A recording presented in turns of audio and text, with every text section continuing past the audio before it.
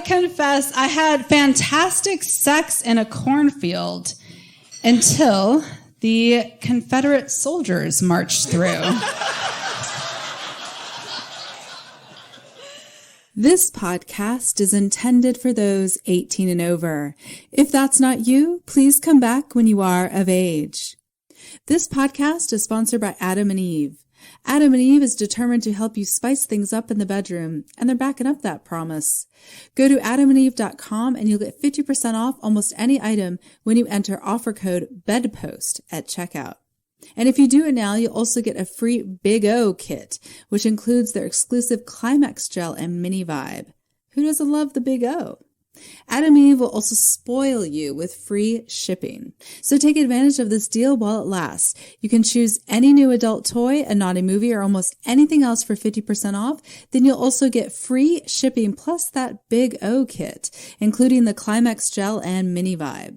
Just use offer code BEDPOST at checkout. That's bedpost at adamandeve.com. Thank you for listening to the BedPost Confessions podcast. BedPost Confessions is an Austin-based live storytelling series featuring smart, sexy stories. Between performers, we ask audience members to anonymously submit anything worthy of a confession, which is then read aloud by one of our producers. The performance you're about to hear was recorded on March 20th, 2014. Holly Lorka will share her piece, Becoming Kate Winslet. Here is Holly. Anyone who has heard me at this show before knows one thing about me. Okay, you know everything about me. I have spent my whole life running away from my womanhood, and more specifically, my vagina. My vagina. I've cursed it since I can remember, have prayed to God to take it away from me, have spent tons of money on clothes and other attachments to betray its existence. Yeah. The thing is, no matter how fast or hard you run, you can't run away from your vagina. Like an annoying little sister, no matter where you go, it goes with you. It goes with you to the bank, to the job, even to the BedPost confession show last month, when you packed a dick in your pants for the first time. Also tonight.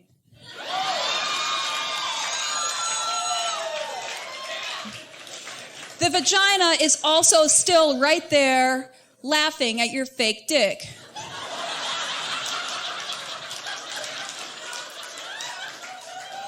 And your cowboy hat. This is a story of my vagina and me. We'll start the story back in 1983. I'm 14 years old, an awkward freshman in high school with straight A's, long feathered hair, and a clutch purse that I had no idea what to do with. I'll set the scene. I'm in my bathroom at home, sitting on the toilet, staring at the instructions from a box of tampons. You all know this, right? God, it sucks. My hands are sweaty and shaking. My butt is getting sore from sitting because I've been sitting in there for a long time. At this point, I know I have a vagina, but I have no actual idea about where it is, except that it's somewhere down there. I've certainly never put anything into it before. We didn't have squiggle wheel pens when I was growing up.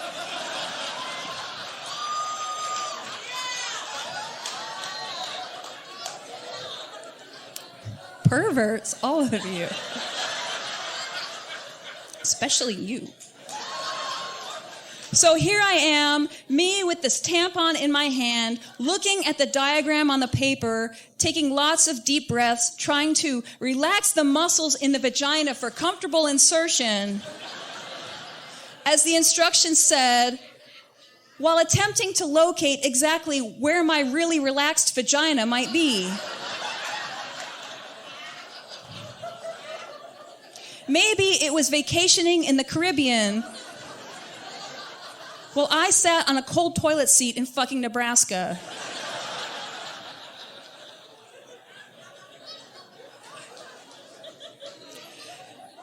It was like a game of cornhole that I lost over and over.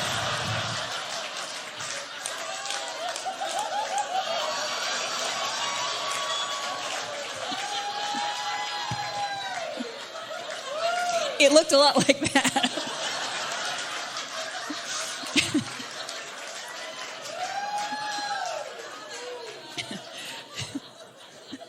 I don't know how long I sat there trying. It might have been all of spring break.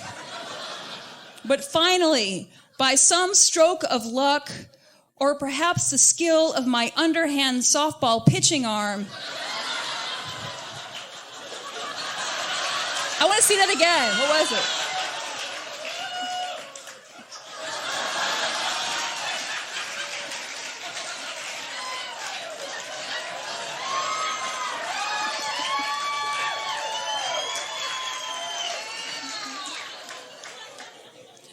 I achieved success. If you describe success as both the physical and the psychological discomfort that was the result of me finding my vagina. I got up off the toilet, massaged life back into my butt cheeks that were red and asleep, and attempted to ignore what I'd just done to myself, both proud and sickened that I'd mastered this part of womanhood and could get back to staring at my Charlie's Angels trading cards and oiling my softball glove. Up to this point, I had never looked at my vagina, and I made it through that day without doing so also. Why the fuck would I want to look at my vagina? I've hated the idea of it since I can remember.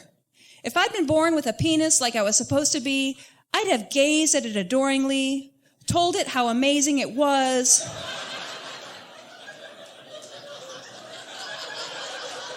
complimented its hair and jewelry, asked about its day.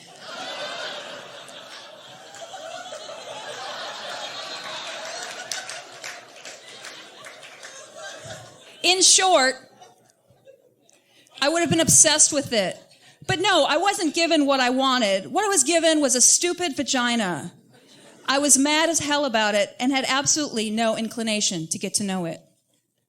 And that's pretty much how it went for my vagina and me for a while. I got better at playing cornhole. But I really never got better at carrying a clutch purse. My vagina and I had an awkward relationship, like roommates that live together but dislike each other at the same time. I knew my vagina was there, but I didn't want to be its friend or hang out with it. Even when I started having sex, I didn't have any interest in my vagina, aside from it felt nice when first boys and then girls put parts of themselves into it. I still wanted a penis and fantasized about having one all the time. But if a vagina was what God gave me, I would begrudgingly use it to feel good. And use it I did. Turns out, I have one slutty vagina.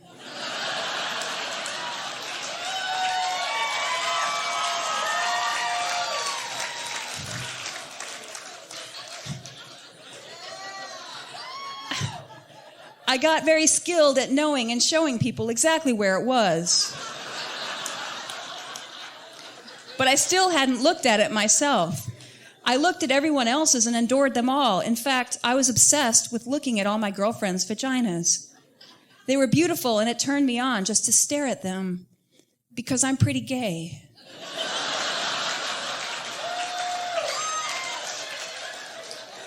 But never my own. Not ever. I didn't look at my vagina until I was 44 years old.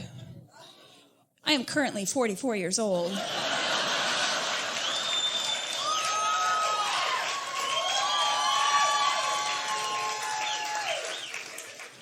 What changed, you ask? Well, I met a girl who believes in being direct, in facing everything, in looking at her vagina. So on a normal night in September, she laid in dismay at the news that I'd never actually seen my own vagina. How could this be? Also, how could she fix this? I will tell you that my girlfriend is very good at managing people. And that night, she managed to get me to finally look at my vagina. Basically, she said, "You're going to look at your vagina."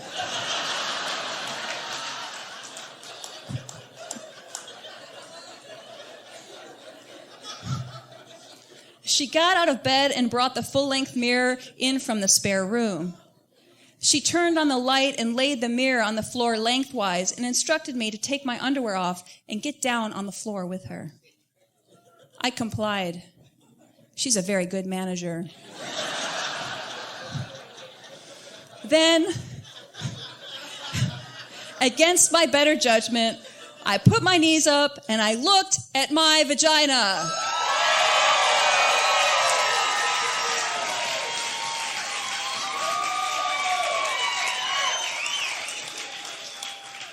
And the very first thought that came into my head when I saw it was, she looks very familiar. I had seen this vagina before.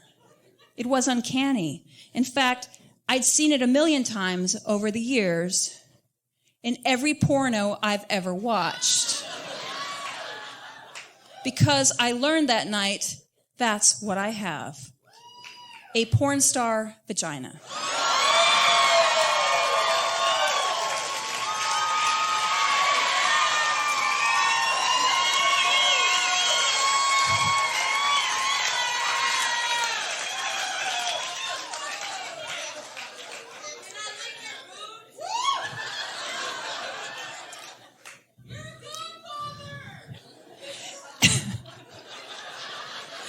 It was beautiful. I won't get into the details because I don't want to share too much with you guys.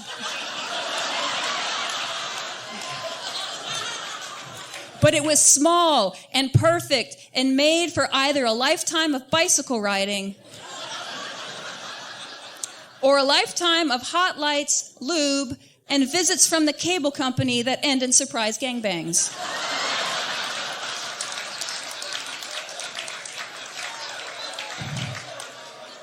It was ridiculous. And you all are buying me drinks after this fucking show. How had I not seen this before? I'd spent so much of my life being a connoisseur of vaginas. I'd seen so many and loved so many, and now I find out that I own one this pretty? It's been living right here in my house with me the whole time?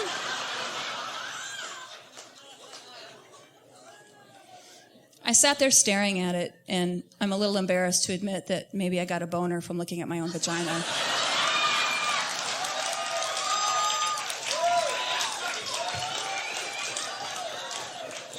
It must have shown on my face because the girl elbowed me in the arm and said, "I know, it's pretty good, right?" Yes, it's good. I'm embarrassed how good it is. God has a pretty fucked up sense of humor, I reckon. To think all I've ever wanted was a nice, shiny black penis.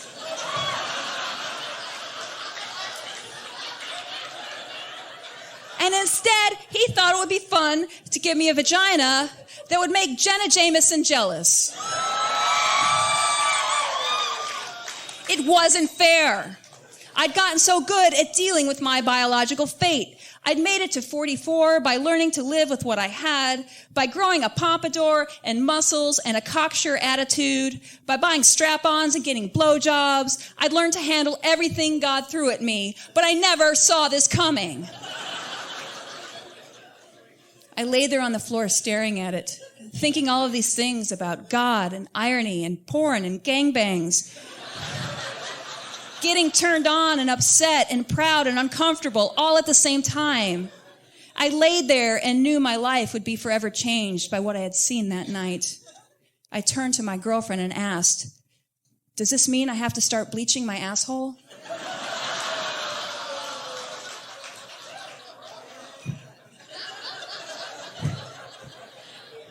At the age of 44, I can now describe myself as a gender dysmorphic unicorn nicknamed Steve with a gorgeous vagina.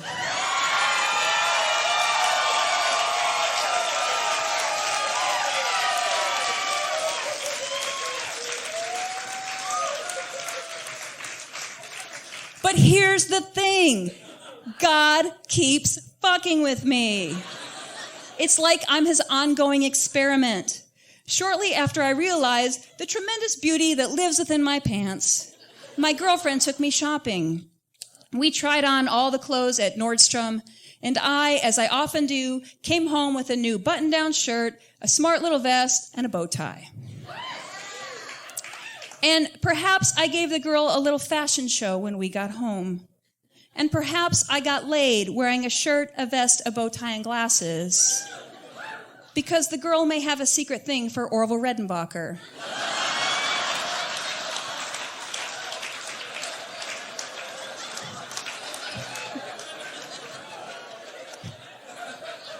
Come on, that was dumb. That afternoon, after Mr. Redenbacher popped his girlfriend,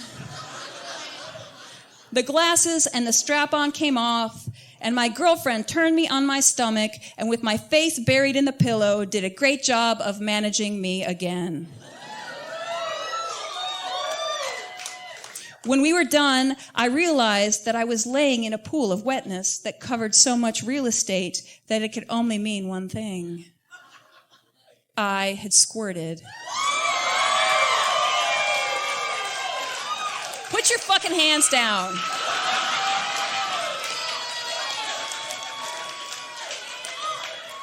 That had never happened to me before, but now I was a squirter.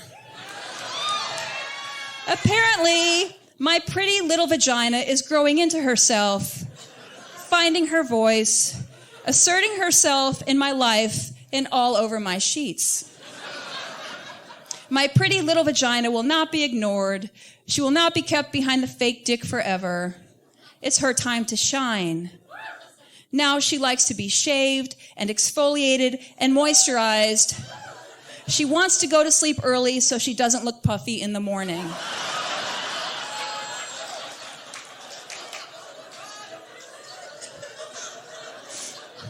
She's turning into quite the diva. And as if that wasn't bad enough, my body is changing in ways I hadn't anticipated. As I get older, my adolescent boy hormones and muscles are fading, and my body has decided to start growing boobs to go with my beautiful squirting vagina. Because I hate God. Seriously, guys, my boobs are starting to look amazing, which horrifies me. It's like I'm a 44-year-old dude, but my boobs are 17 and just had a great time at the puberty party. And are excited to try out for cheerleading this year.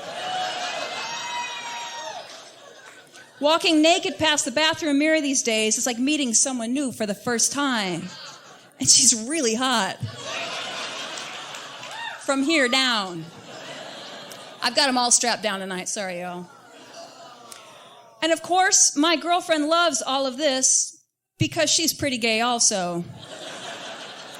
Sometimes I catch her leering at my boobs with a hungry look in her eye.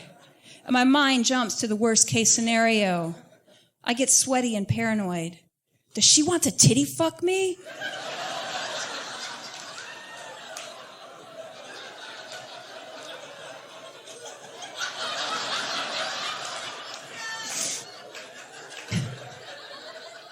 I was laying naked in bed not long ago when she remarked, "You look just like Kate Winslet when she was in Titanic." Laying in bed with that big necklace on. My girlfriend is kind of a dick. Which is why I asked her to marry me.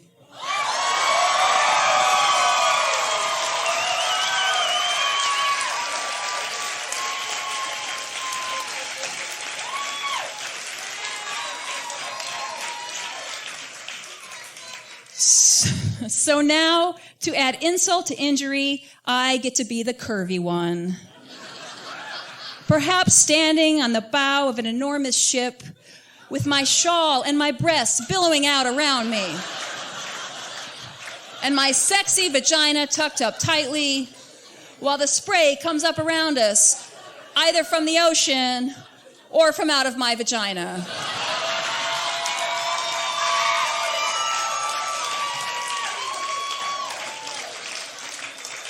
while my tiny fiance grasps me from behind as the wind whips through both of our hair. But mine doesn't move. I may end up being a hot, wet female, but at least I don't have to fuck Leonardo DiCaprio. And the closest I'll ever have to come to a glacial swim is when I roll over into the enormous wet spot on my bed. Why is it always so cold? Thank you. Have a good night.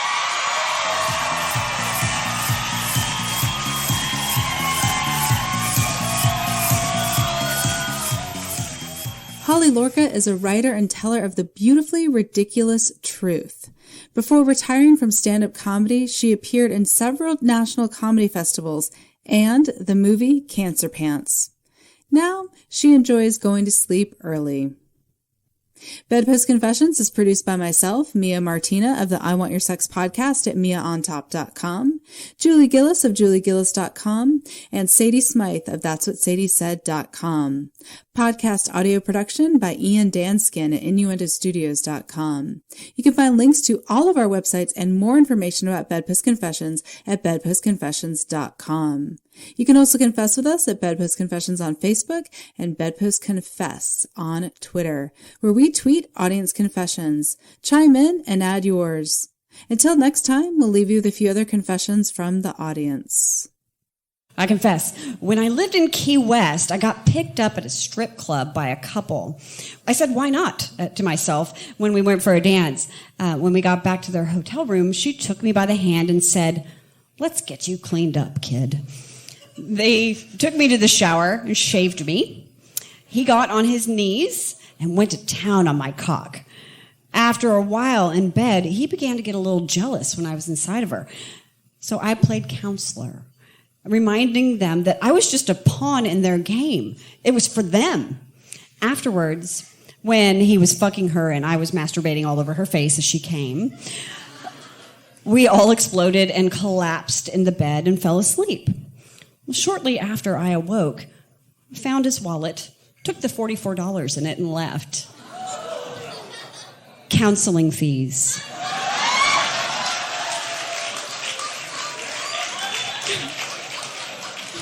Okay. It's one way to play it. All right.